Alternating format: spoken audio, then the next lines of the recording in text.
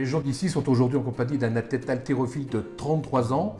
Il a entraîné la mécanique de Quimper, obtenu de brillants résultats, des titres même en France. C'est un coach, un stimulateur d'énergie, un rassembleur et qui sait ce qu'il veut. Il a fait le Tour de France, il nous expliquera lequel. Il est aujourd'hui chef d'entreprise, il anime CrossFit Quimper, un centre de santé par le sport. Notre invité de ce jour fera partie des sociétaires permanents de cette émission. Nous le retrouverons toutes les semaines ici sur les ondes de Jean d'ici. Et je vous présente Joachim Israël, un nom qui marque. Lui aussi est un sacré influenceur. Bonjour Joachim. Bonjour Ludo.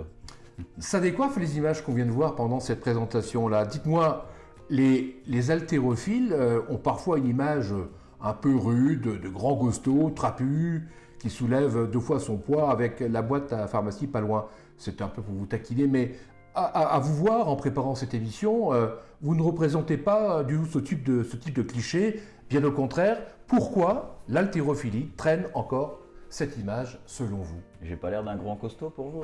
Oui, il y a un gros costaud, si, un gros costaud. si, ça se voit d'ailleurs. Pourquoi on a encore cette image? Parce que je pense que déjà c'est un sport qui a été médiatisé dans les années 80 et donc on avait cette image-là et depuis elle est très peu, le sport est très peu médiatisé. Du coup on est resté sur cette image d'époque et maintenant on a le choix de son média, donc quand on entend haltérophile, on entend géant russe dopé, en gros. Mais il y a des gens brillants et intelligents aussi probablement. Très brillants, très intelligents. On a des gens qui sont devenus présidents de leur fédération, même des ministres dans leur pays. Je veux dire, si, c'est... Les grandes vedettes. Ouais. Alors, cette émission est intitulée « Celui que Dieu a mis debout ». Ça vous dit quelque chose? Non, pas du tout. Non, menteur. C'est la signification de Joachim. Joachim. Il y a plein de lieux liés en Bretagne et dans le Finistère qu'on parle de lieux de Saint-Joachim. Alors, avant tout avant-gardistes qui veulent faire bouger les choses, ils sont bien informés sur tout ce qui se passe dans les milieux intellectuels et artistiques. Curieux et passionnés, ils aiment apprendre et rencontrer les gens. Ça tombe bien, finalement, vous ne trouvez pas? Si, ça tombe bien. Moi, j'aime bien rencontrer les gens. J'aime bien parler avec les gens. C'est vrai, ça ne m'étonne pas.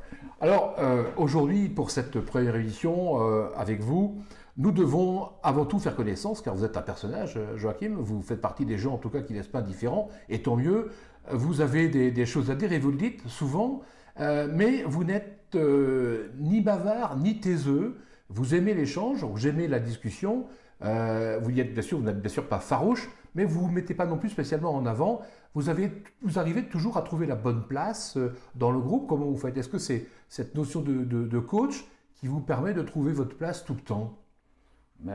En fait, comme vous parliez de mon Tour de France, en fait, à force de rencontrer plein de gens, on apprend à les écouter et pas être peut-être dans le jugement direct, écouter puis comprendre. Et j'ai rencontré aussi quelqu'un dans mon Tour de France qui m'a dit, une fois qu'on est convaincu d'une chose, c'est qu'il est temps de changer d'angle de vue.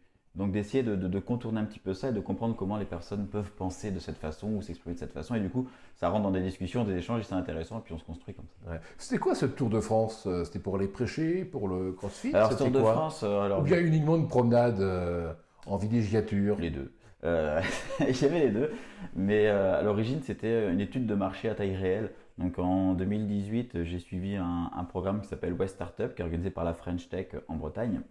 Et dès la première journée de formation, on nous a dit il faut que vous alliez voir sur le terrain, il faut que vous fassiez vos expériences, il faut que vous y alliez à fond, quoi.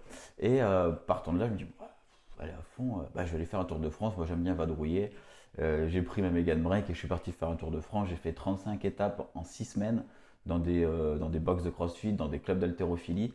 Et tout ça, ça m'a permis de savoir ce qu'il y avait une réelle demande et un réel besoin en haltérophilie, qui est une dominante complexe du CrossFit. Mmh.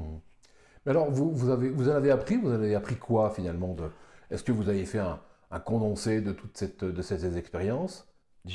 En fait, ça a remis tout en question mon approche de l'haltérophilie. Depuis 1 an déjà, j'avais un peu des doutes sur tout ce que j'avais pu apprendre, ce qu'on avait pu m'enseigner. Et j'étais plutôt je reproduis ce qu'on m'a appris pour transmettre. Et là, je me suis créé mes acquis, je me suis construit mes acquis, j'ai construit ma technique. J'avais juste à revoir en fait la biomécanique et l'anatomie, c'est des choses qui sont assez simples et figées. Donc c'est du par cœur. Une fois qu'on connaît ça, on peut créer le mouvement. Et face à des enfants, moi j'encadrais beaucoup de jeunes à la LQ, et t'encadres des jeunes, donc ils croient en toi, ils ont confiance en toi. Et là, tu fais face à des adultes. Et ces adultes, en fait, ils vont te poser des questions qui vont être pertinentes et qui vont te remettre en question. Et c'est quelque chose que les jeunes n'apportent pas forcément, mais que les adultes apporteront. En plus, dans le CrossFit, c'est des gens qui sont très impliqués dans leur travail, qui vont avoir souvent un travail assez parfois intellectuel, et ils viennent se défouler en fin de compte par le sport, grâce au sport. Et donc, ces questions vont être pertinentes. Et du coup, ça m'a remis énormément de choses en place. Suite à ce Tour de France. Bon, il y a une grande différence hein, entre l'haltérophilie et le crossfit, c'est deux disciplines carrément différentes. Vous pratiquiez l'haltérophilie depuis quand? Depuis 2002. Donc c'était relativement récent. Oui, à l'échelle du monde, oui. Oui, bien évidemment. Et le crossfit, c'est venu par lassitude ou bien pour la volonté d'évoluer un petit peu, de trouver autre chose à un certain âge? Mais en fait, l'haltérophilie, ça reste un sport qui rame depuis des années. Pour faire simple, c'est juste une vérité. Et le crossfit lui a redonné un élan clair. Et je suis plutôt du principe nager dans le sens du courant que nager à contresens. Et pour nager dans le sens du courant, il fallait dans le crossfit. Donc déjà, dès 2016, en fait, le crossfit arrivait en France en 2012-2013. Et ça a commencé à croître en 2015. Et en 2016, on a commencé à faire des séminaires. Et je crois que je devais faire partie des premiers à faire des séminaires, à donner des cours d'haltérophilie dans des lieux de crossfit. C'est plutôt un sport urbain, un crossfit, ou bien plutôt dans les villes, ou bien ça se pratique. Alors on peut le pratiquer partout, mais est-ce que ça n'a pas été dans l'émergence un peu des sports urbains? Si, totalement. En fait, on est dans une ère où on sort un peu du sport disciplinaire. Par exemple, on va voir tout ce qui va être de l'athlétisme. On va aller faire plutôt de la course à pied un petit peu comme on a envie. On a envie de faire de l'escalade, et ben on va aller plutôt en extérieur ou dans des clubs d'escalade qui se montent comme à Brest par exemple, ce genre de choses. Par exemple, il y a des clubs de trampoline qui s'ouvrent, des choses où en fait on est un peu plus libre que engagé dans une discipline à proprement dit. Et le crossfit en fait compte, on va pouvoir y retrouver de la gymnastique, de l'haltérophilie, de la course, il y a de tout. Et pour moi, c'est une salle de jeu pour adultes, le CrossFit, clairement. Ouais, d'accord. Et donc, Joachim, quand vous étiez gamin, vous vouliez faire quoi? Quand j'étais petit, je voulais faire quoi? Vous vouliez être pompier, gendarme, haltérophile? Non, je faisais plus le voleur que le gendarme. Plus le voleur que le gendarme, ça ne m'étonne pas. Ah. Vous avez une détente, vous courez vite? Ouais, ça va. Parce que les haltérophiles, généralement, ils ont du mal à courir. Ils courent vite, mais pas longtemps. Pas longtemps, c'est ça.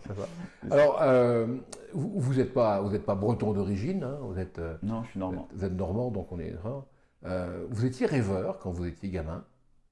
Ouais, je pense que ouais, parce qu'en fait, je passais mon temps à fabriquer des cabanes dans les arbres, des tyroliennes, dans tous les sens. Et en fait, moi, ce que j'aime, c'est la nature. J'aimais vraiment beaucoup la nature. C'est MacGyver. Ouais, c'est ça. Je m'inventais ma vie tout seul des fois quand les copains n'étaient pas là. Et puis... Parce que en fait, vous cultivez un style, alors c'est pas de la psychologie de comptoir, mais vous cultivez le style de mec engagé et détaché à la fois cool et concentré. On voit sur les vidéos, j'ai regardé, que vous produisez, on voit une concentration, donc il y a du côté très cool, très, très proche, et il y a aussi le gars qui est capable de prendre beaucoup de recul. C'est quoi votre... Je sais pas vraiment c'est quoi mon truc. Je pense que ça se fait un peu instinctivement, naturellement. Beaucoup d'instinct chez Joachim. Ouais, en fait j'aime bien fonctionner à l'instinct et au bon sens. Et ça vous a apporté? Ouais, beaucoup. Et puis en fait j'ai déjà donné une soixantaine de séminaires. Et en fait à force, si tu t'amuses pas, ça t'empêche pas d'être sérieux en t'amusant. Mais si tu t'amuses pas pendant que tu vas dispenser ton cours ou ce genre de choses, les gens vont être beaucoup moins réceptifs. Parce que quand tu rigoles et qu'il y a ce côté un petit peu ludique et en même temps sérieux, ça va être beaucoup plus facile d'assimiler. Moi, j'ai un peu ce souvenir aussi des profs.